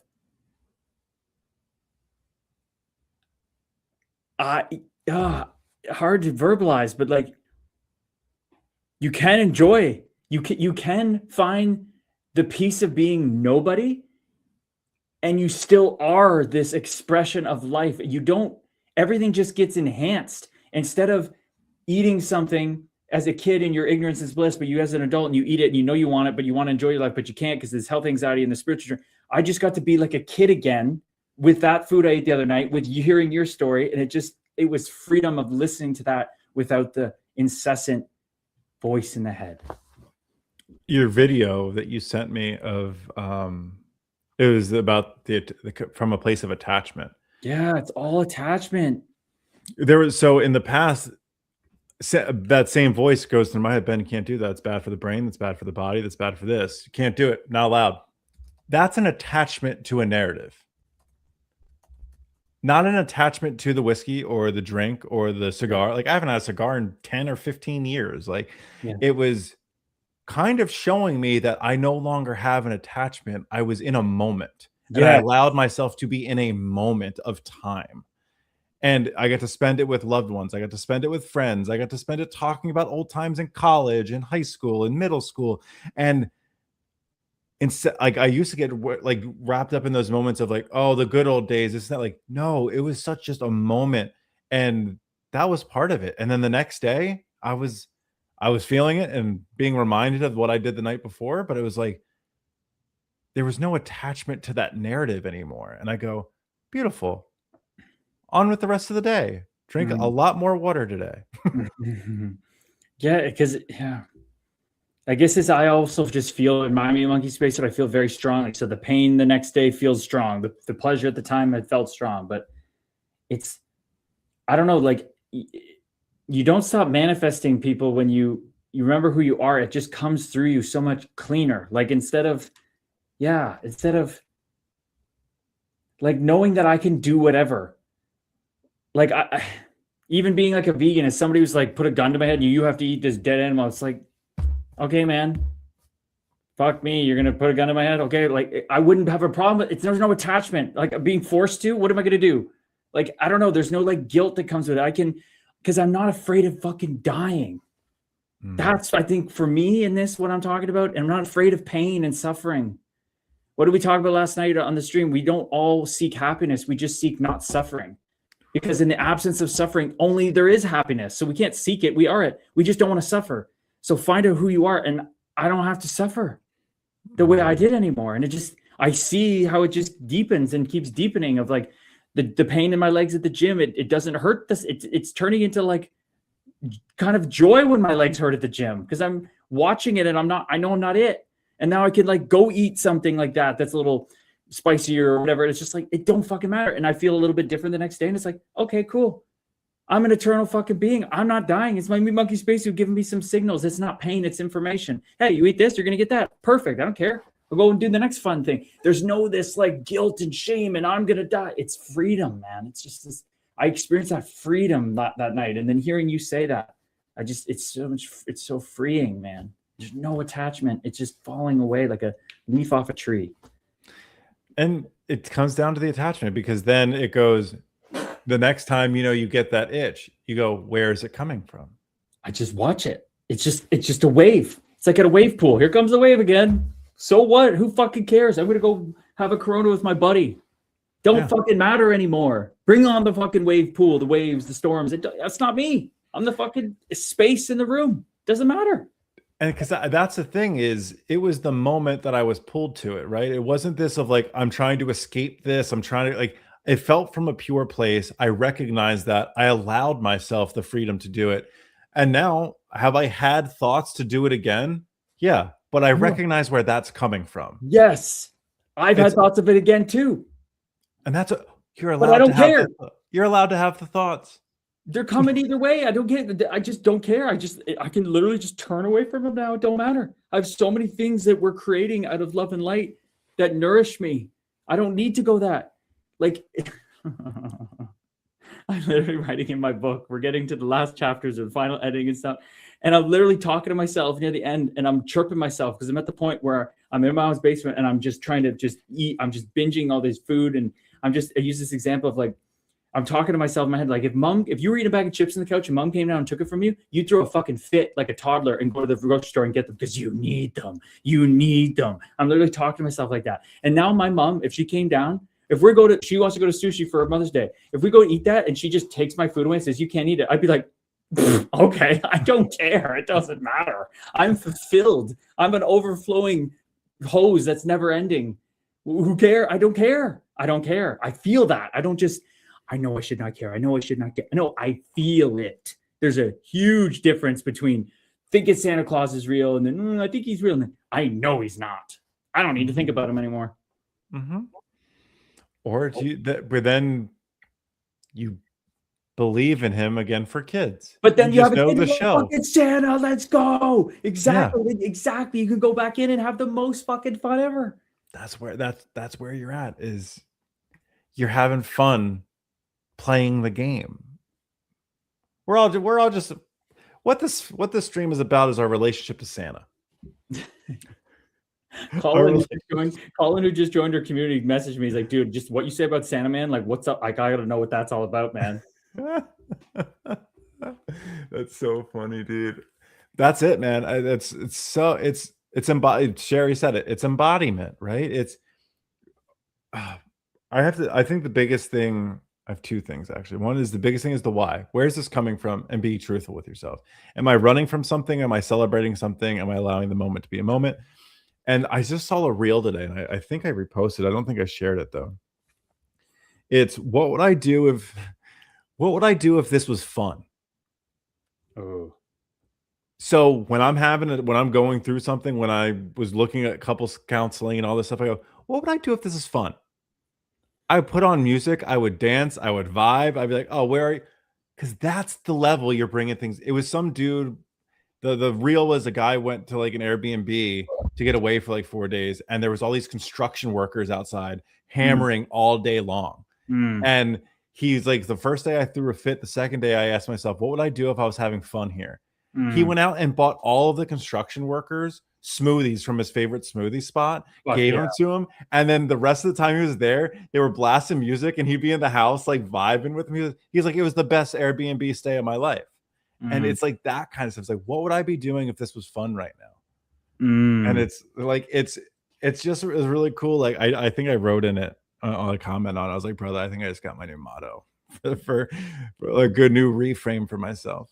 Dude, I It- love that. It's crazy. That's really resonating with me. This my master document, my master spiritual document that I have. My buddy is a spiritual kind of teacher guy. His name's Abu Shadi. He's got his cool little like name. I can't remember the meaning of it, but what did he say? He wrote this thing, and I have it in my master document. It resonated so much. Here it goes. Dance freely like the monk in the mountain who knows he's not who he thinks he is. Dance with love, compassion, presence, and devotion. For what other reason is there to be alive in the miracle that is this experience of life? Hmm. Dance, That's baby. what you just said. What would the monk in the mountain be doing? I'm not who I think I am. Everything tells me I'm this monk in the mountain, but I know I'm everything. So what would everything do if it knew it was a monk in the mountain that could do whatever the fuck it want because it didn't matter? Oh, I know. I'm going to dance like a fucking idiot, put on music, drink a Corona, smoke a cigar, drink some whiskey, wake up a little hungover, and go for a walk and meditate. Fuck yeah, dude. I'm going to be this Curtis Gabriel guy that had binge eating problem. I'm going to go eat some just tangy cauliflower bites and curry and wake up and just be like, yeah, I did that. And it's awesome. That's living. It's find out you are everything first, then go back and enjoy the world, people. Don't go enjoy the world forgetting who you are. Like, hear this and go, God, could you imagine doing everything without attachment? That's why I understand how Michael Singer says now, it gets so beautiful, you can't give it up. I wouldn't give it up for the enjoyment of eating this food and pizza downstairs, Topper's Pizza right now, coming up mine. Oh, I'm going to go eat that and it's going to make my life better. No, life is too joyful and spontaneous to put any decision. Let it just roll out and happen. It's too fun. It's too fun this way. It's what's your attachment to it? It's that I think attachment's just the biggest word. Because I think that's just so important. I think that's just so important is recognizing the why are we doing it? Because it's the whole phrase of enlightenment. Before enlightenment, push rocks or carry water and push rocks, and after enlightenment, same thing. Like you're just doing it. You're doing the same things, but with different intentions, different attachment. What is that? It's not push rocks. It's carry.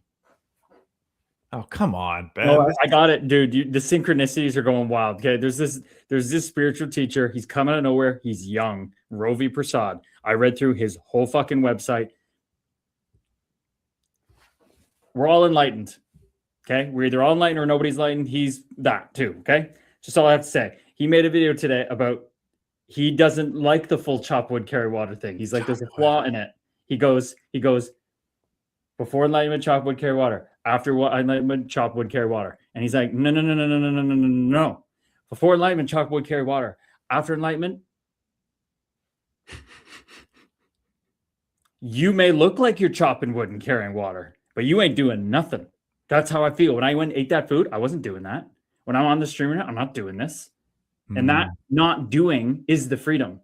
It's not about doing. It's about being aware that you are. If you are doing, that means doing will come to the end. You are the doer and will die, and you're miserable. That's why the door says nobody. There's nobody here. There's nobody chopping wood. There's nobody streaming.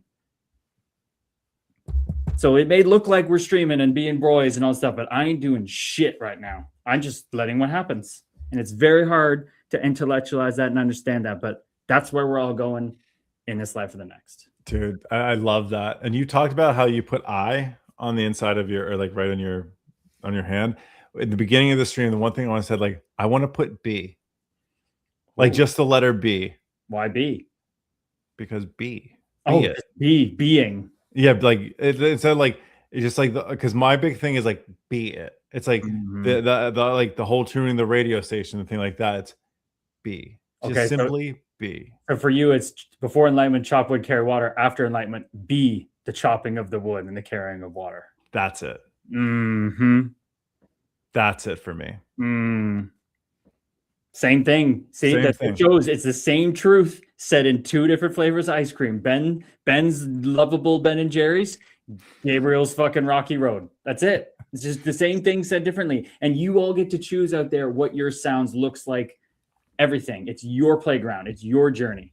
That's the fun of it, though, is to be able to talk about it with others, right? Yeah, it's the best thing to talk about ever. It's like that's the fun part. Is I'm sitting here, I'm like, no, dude, fuck that guy. That's not what enlightenment is. Like, whoa, first off, that's what he feels. That's what his download feels like.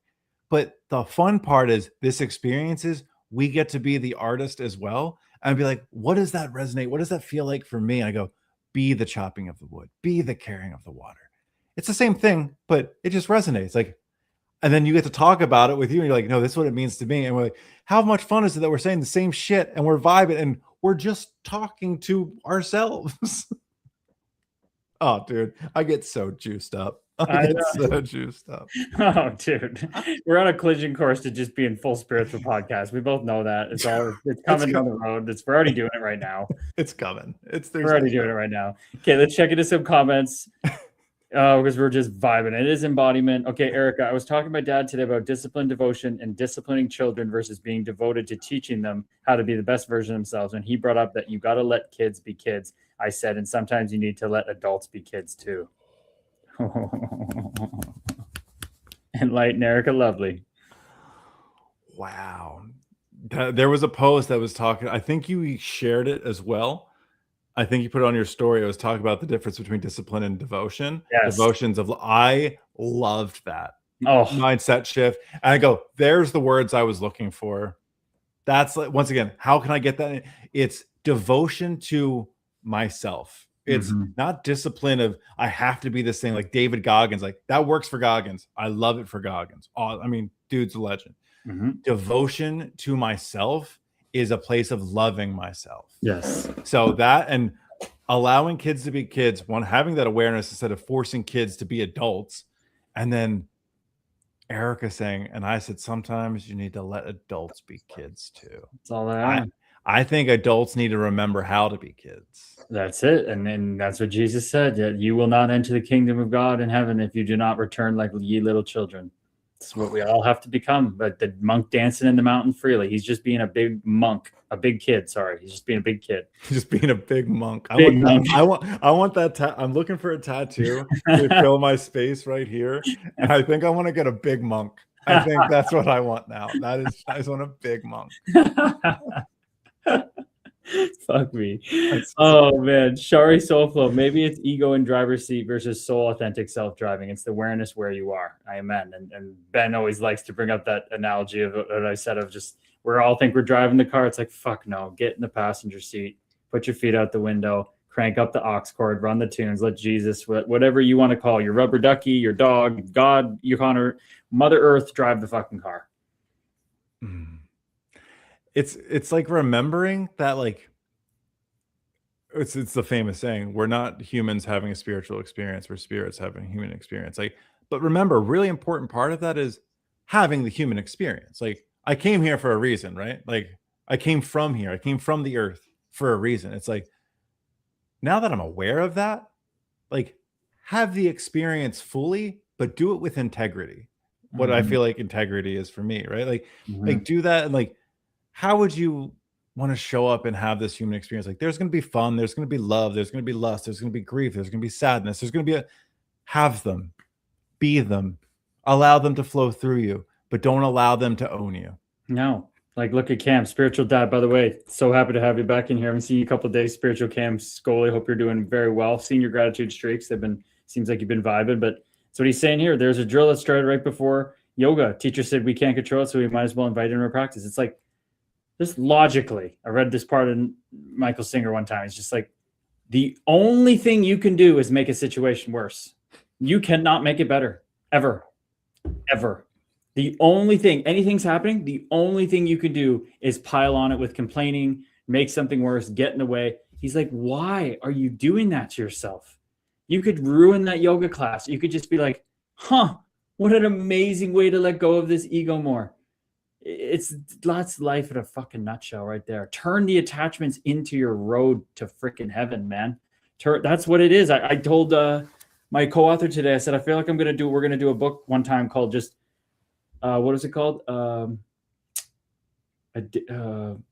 Addictions. I had a better line for addiction. Your addiction adventure. It's all it is your addiction, your attachment, whatever you hold dear to you is literally the way to your happiness, joy. It's so paradoxical, but like you can only make things worse. So just fucking accept them.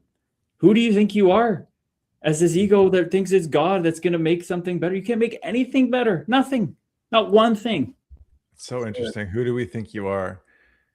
Who do you think you are? And then if you say God, oh, that's your ego. Your ego is too big. It's like, no, I think you're God too.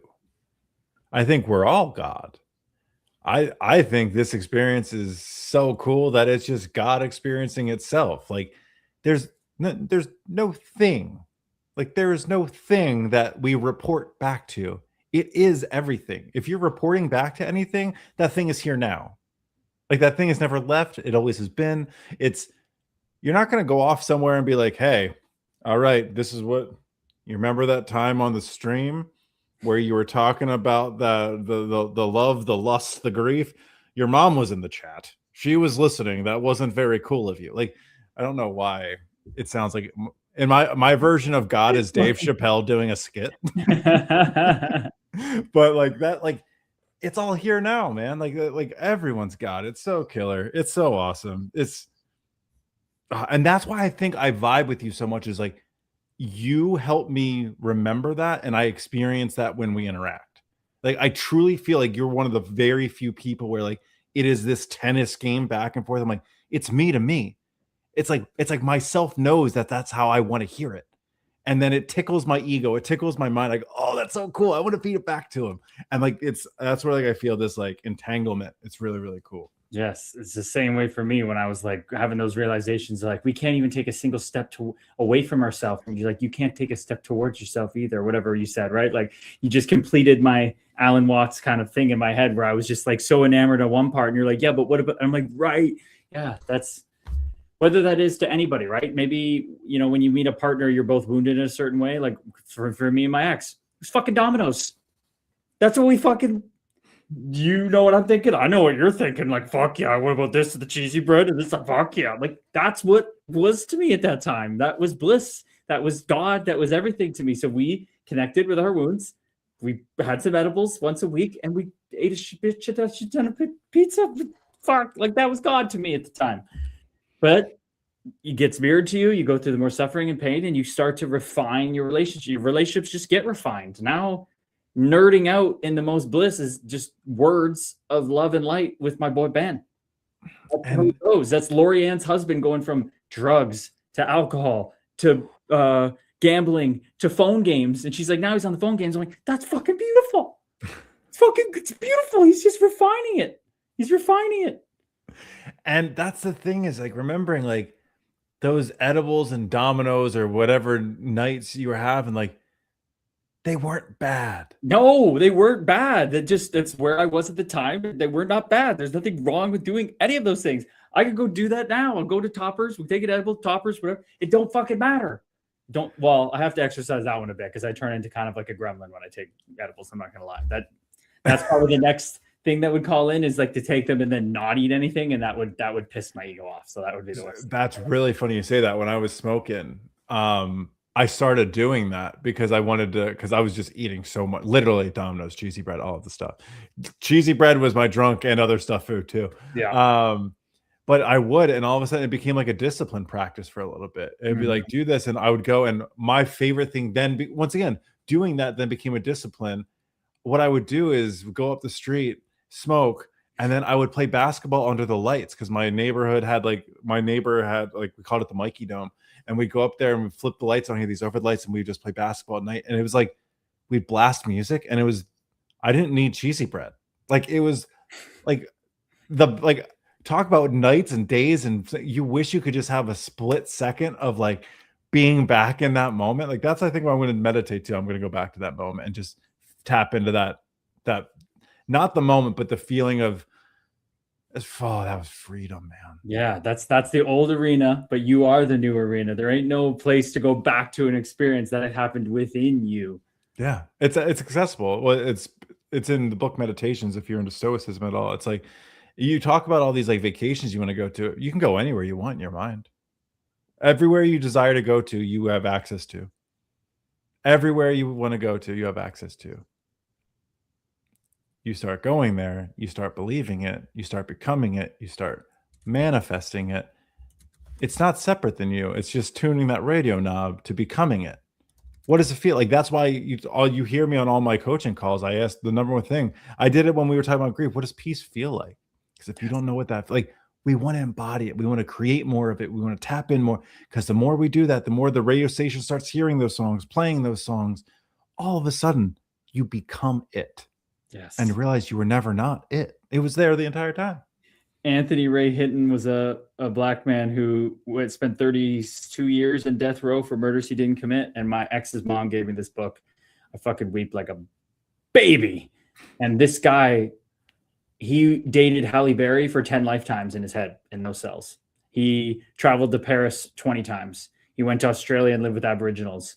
That's what he did in his cell all day to get him through. He traveled the world. He took his power back.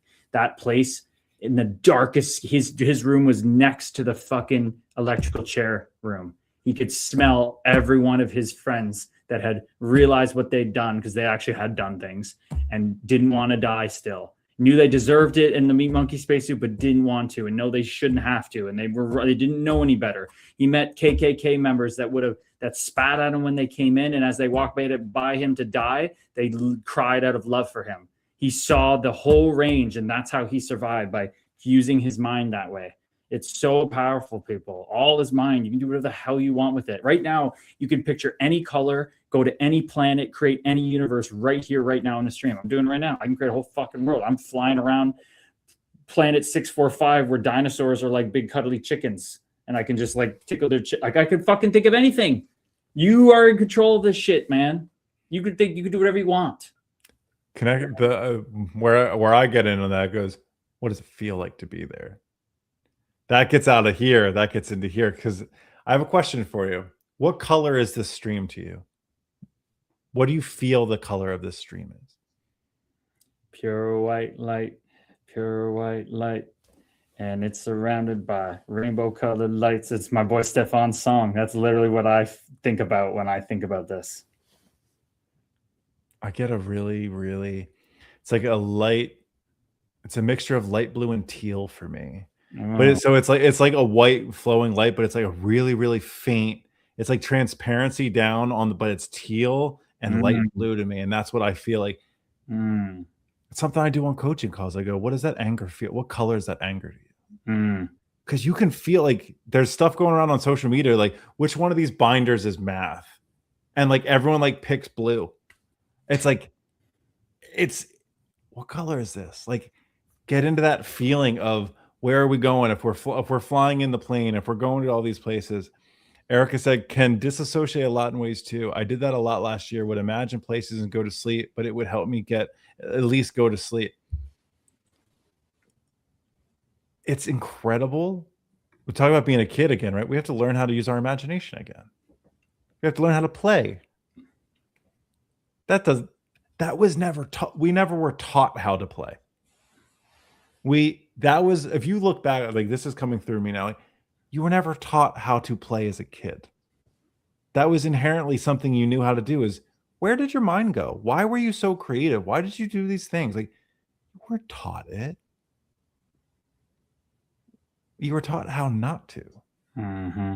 So how do we remove the blockages and just remember, like, go play, go imagine, go. It's in our course.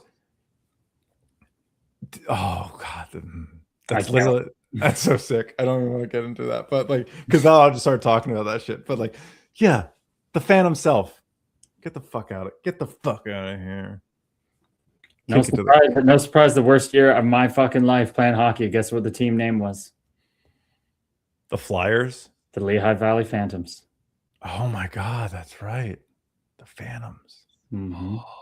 It's the dark entity, and there's no wonder why the reoccurring dream reoccurred that season. Dude, wait till you see. Like we're doing the book, and Dana's just like, "That's a fucking movie scene. That's a blockbuster movie scene. That's a movie scene."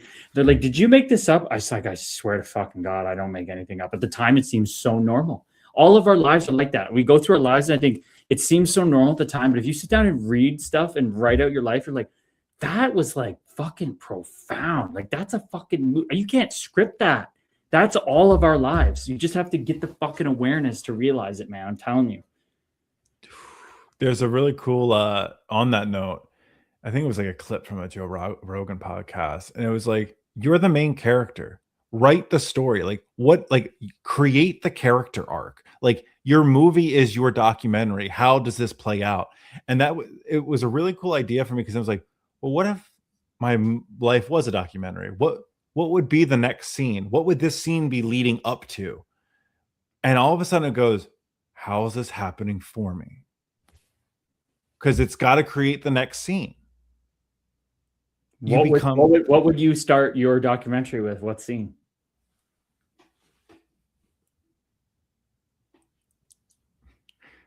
I would start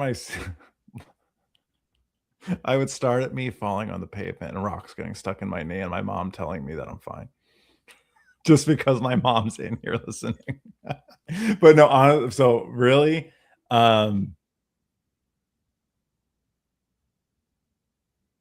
I have like a love for like cinematic creation. Like I wish I had the patience more of like editing and stuff like that. It would probably be a flashback scene, and it would be like quick clips of all these highs and lows of me having the time of my life at this festival with the most toxic beginning of the most toxic relationship I've ever been in. It would clip to me going into that corner of my high school gym, telling my coach to go fuck himself. It would go to the parties and the dumb shit that I shouldn't have been doing, the drugs, the alcohol, all of these things. And it would be like this montage that probably looks so cool. And then it would go right to me in Lehigh Valley in Bethlehem, Pennsylvania, with 12 Coors Light cans next to me right after my grandfather passed. And I was just never been more miserable in my life. Is staring. I was not staring. I was sitting on the floor of the bed. I didn't have like a thing, a bed frame. The mattress was on the floor. I was sitting on the floor with my back against it, and I had the Beatles, Abbey Road playing on my record player, and I was just sitting there, looking at my room, and like it would just go, and then in my mind or in the documentary, it would be just faintly and skipping on the Beatles Abbey Road album, because that's my the B side of Abbey Road is my favorite back end of an album. And so in my mind, it would be representative of my favorite thing being so distorted, my grandfather being gone, that whole life being distorted, and that would be representative. And that's probably where it would start and how it would start. It made me think of that the way you're speaking about it, because I saw today a clip of Colin Cowherd saying, I watched Michael Jordan play at 40 years old, and he was amazing. LeBron's 34 now. He will never be as good at 40 years old as Michael Jordan. And it's like, this should be the start. And Bron just comes in 41. Boom. Like, dude, it was sick. So that had me thinking about that, because, memoir is written word. It's different, how it plays out. How how you kind of structure it. I'm trying to make the memoir about a certain point, like a documentary. I don't know. There's so many. We have so many things to pick from, but like you go spiritual, you go loving. But there's a scene early in my book of just playing basketball with my dad, and going, like I talked about earlier, going to eat sandwiches and stuff. Like it's the most simple things I think we remember the most. You talked about a lot of little simple things there, just like the mom knee thing or whatever it is. It's just it's so fun to think about these things. Christmas Eve with my family. That like if I wanted to be like, oh yeah, I was hosting a podcast, or I was doing a live years ago, and we got on the topic of like, what's heaven to you? Mm. And I was like, I've lived in heaven. I know what heaven is.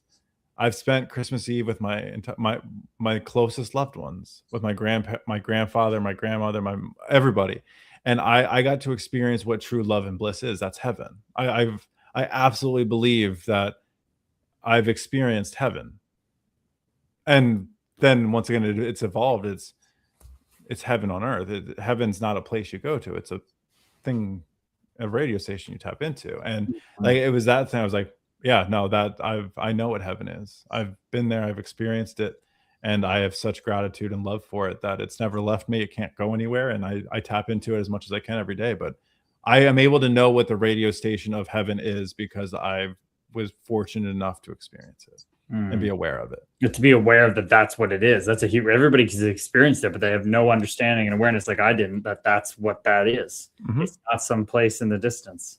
No, we were talking the other day when I was like trying to work with my back, and I was like, oh, it's right here. It's this crazy stinging. And in my meditations now, what I do is I bring love there, and I know what love feels like. And I just literally picture it like scanning back and forth. And I feel like it'll get aggravated, but I'll meet it with more love. It's sending that love places. It's energy. It's all it is. And once again, heaven, it's energy. It's a radio station. You just have to recognize what the radio station is. And when you're there, you're fine tuning it. And when you do, it's always accessible. It might be a little bit harder to get to because you might feel overstimulated. Like if you're not going to go from running a marathon, maybe you can, who knows, running a marathon and then going straight into, delta level brainwaves. I'm sure that people can do it, but like, it's just a radio station. You just got to learn when you're on it and what that feels like for you, not for me or for Gabe or anybody else. And I think that's what's incredible. Yeah. And I think that's what keeps all of us trapped in a society. They have whatever you want to call it. I'm not going to get into the weeds of that, but the egoic forces of just the biggest lie ever been told is that it's outside of us, right? Like, but you can only reach this state if you match the frequency, as Bashar was talking about. Like you can only embody what you're willing to believe you can embody. If you don't ever do the work to even put it out there first as a possibility, take that first step, you'll never get there. And that's okay, because eventually you will when you get sick and tired of not getting there. But you have to believe it before you can know it. And it sounds kind of crazy because believing in the root word is wishing. Wishing sounds crazy. It doesn't sound very solid. But that discipline of learning to believe and wish and program your mind, eventually, for me, in my experience, the discipline melted into devotion. I was the David Goggins guy. My book has a poignant part where his book changed me at the time and got me through tough times, through pain. But pain runs out. The hate runs out. Discipline runs out. It has to morph into devotion eventually. And it does for everybody. That is the most beautiful time. I feel like all of us are just in our lifetime are doing the work to go from 0% when born. We have to learn who we are. That's like the first 25%. Then you got to go through all this pain from 25 to 50%. That's like the real grind. Is like, I know who I am, but now I have to, I'm not who, I didn't choose to be this, my parents, all these things. You go from, the discipline is really 25% to 49.9. When you hit 50 and it crosses this threshold, that's me and point of my journey. It just spills over to devotion. And now it's not easier, but you enjoy the process now. You got to just work through that trench work time. It's that person who gets to the law firm and got to do the 5 years in the paralegal trenches. You got to just do your due diligence through that time. And eventually that discipline turns into devotion. I have a question for you. What's the difference between these two words, in your opinion? The difference between want And a difference between desire. A want and a desire. What's the difference to you? Or anybody in the chat? What's the difference between I thought you were want going to say like a want and a need, or like a want and a desire. They kind of sound, I'm just going to talk out loud. They sound similar to me. A want is not something you need, and a desire is like a way more intense version of that. I don't know. I don't like, they seem almost very synonymous. So I don't know what to do with this. I'm throwing it back to you. Anybody, if there's anybody in the comments that wants to think about it real quick. Want is shallow, desire is deep. Want is immediate. Desire is connected more to the soul. I love that. I love that. Yeah, I can see. I feel into that, where desire is a deeper level. Yeah, I like this from Lynn's too. I'm curious to see where Ben's taking this. So if you want something, what's that telling you about it? You want something. You're saying that you don't have it. Mm-hmm. You're lacking. Desire.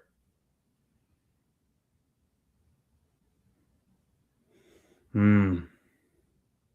don't know. I think this is what happens to people when they have like what I did, when God's a loaded term and you can't get past the loadedness of it. Desire for me is still very colored in my experience of like the whole goal is to have no desires. So it sounds icky to me.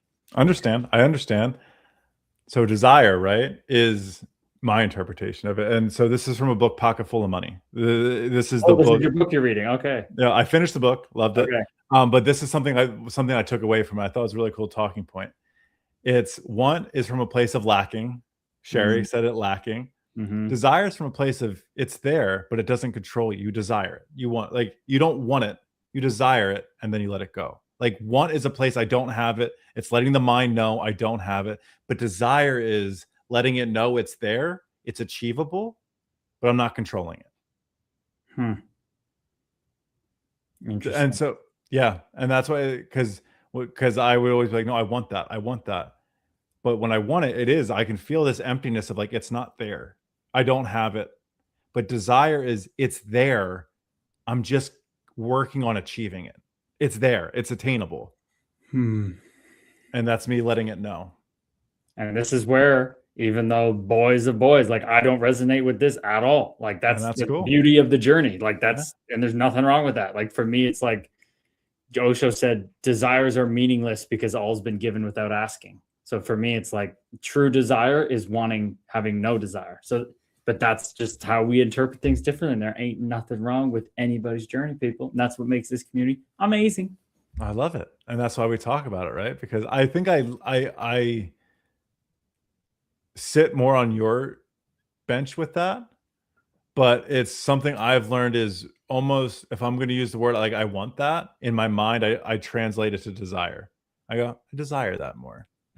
Look at Erica. I want to pull apart the word desire now. But it's all just comes down to what resonates. That's why in language is so flawed. So there's this guy, Vishrant, is this spiritual master teacher in Australia, and he learned from Osho, and he talks about acceptance as the highest thing for him. Whereas Michael Singer goes, acceptance is saying, I don't want this, but I'll handle it. Whereas surrender is take the part of me that needs to accept or not. So for him, one just pedestal, one's a little harder than the other, and the other one makes it's fucking all ice cream, baby.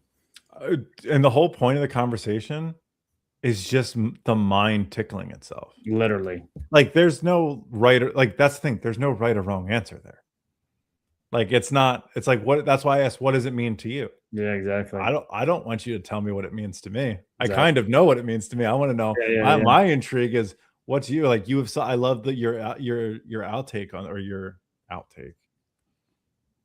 I love your take on things. So that's why I was curious. And I think I got what I desired. There you go. Yeah. That's all we're doing is truly tickling. Like, there's no doubt. Anyway, that gets in a whole damn topic, and we got 5 minutes left. There's no need to go there. But hey, we touched on the Leafs a little bit. We touched on that is wild they won. But is it that wild? Like, the team, Vancouver, had a 22% chance to win, and the other teams have like then 15 and 10 and 7%. Like, you spin a wheel, it's gonna hit the 5% sometimes. It's not that crazy to me. The Leafs have gone through a bunch of shit. People are saying this is rigged and that's rigged. I'm so tired of that narrative. It's fucking probability. Crazy things happen all the fucking time. Like the whole narrative that this is rigged and all this stuff. Shut up. It's not rigged. I don't think so. Even the Oilers winning it all those years in a row. That's just probability. And they squandered it. It didn't even get them anything. It got them a bunch of points and no cups. Yeah. It happened in the NBA, last year? When the Mavs got it after trading Luka? I thought that was beautiful because I love Luka. I respect him. But if I would have, me and my brother really battle over this. He's like a Luka just ride or die, which is funny because me and him are both LeBron ride or dies. But I saw a lazy player in Luka. I'm sorry, you just whatever you're going through, brother. You're overweight just my own conditioning problems and whatever. But that's divine. They get Cooper Flag, the absolute dog, the absolute future. Him and Wembanyama are like the new. Yeah. Wow. Wemby, dude. Oh my god. And what a shame, man. Because you hate to see anybody get hurt and all that stuff. I was looking forward to seeing Luka do it in the playoffs this year, but once again, conditioning, whatever. Maybe I'm not going to even begin to pretend I know what's going on. I think there's a lot of other stuff going on in life that adds stress to things, and the stress does a crazy thing to the body. Does crazy things to the body. So it's not my place to even pretend like I know about his experience. I know what the news reporters say, so I know it's tough. What he's supposedly going through is tough, away from his family and kids and a strange wife and all that stuff. So it's what happens. Reports about it. The body. I mean, as an athlete, reports about that stuff. It's like your character, your private life, all this stuff that's in the public eye. And you sign on for stuff like that. But like to go through that in public, even if what is true and what's not true, it's still stressful that you have to talk about real or fake shit on a constant basis. So for that, I have a lot of empathy for people. Amen, brother. What a fucking stream. I can't believe it's 2 hours. Flying by. We just I love it how we'll have topics sometimes, and other times we just riff the whole time. Like, that was a fucking blast. Whew. I could get lost in it, man. I do. I love it. That's what I love about it. I get lost in the moment, and that's just the whole flow state, right? And then the lights go off. I enjoy being with who I'm going to be with. You're going to go and being by yourself now, which is with all of us the same way. It's just a story, whatever you want to tell yourself. Are you been alone in your room down there, or are you with everybody, whether you're on the stream or not? I'm going to love being by myself, man. Love it.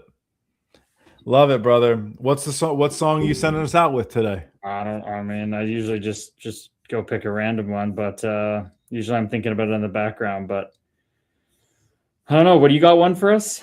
What comes to your mind with a couple? We got like just under 2 minutes. What do you got? I got one that my sister sent me. What's it called? Where is it?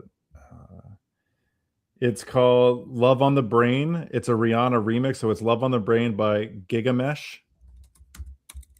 Oh, wow. There it is.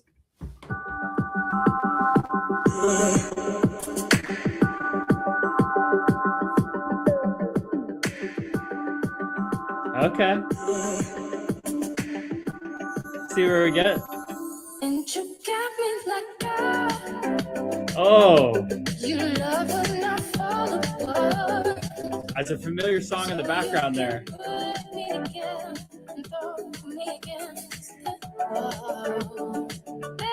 you got me like that.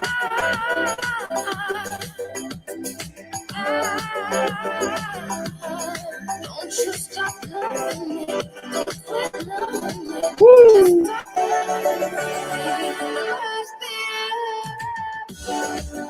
Oh, yeah. Let's go. Spitting Chicklets would never. They could never. Namaste, everybody. I love you. I love you, brother. Send in love. Love you guys. Woo!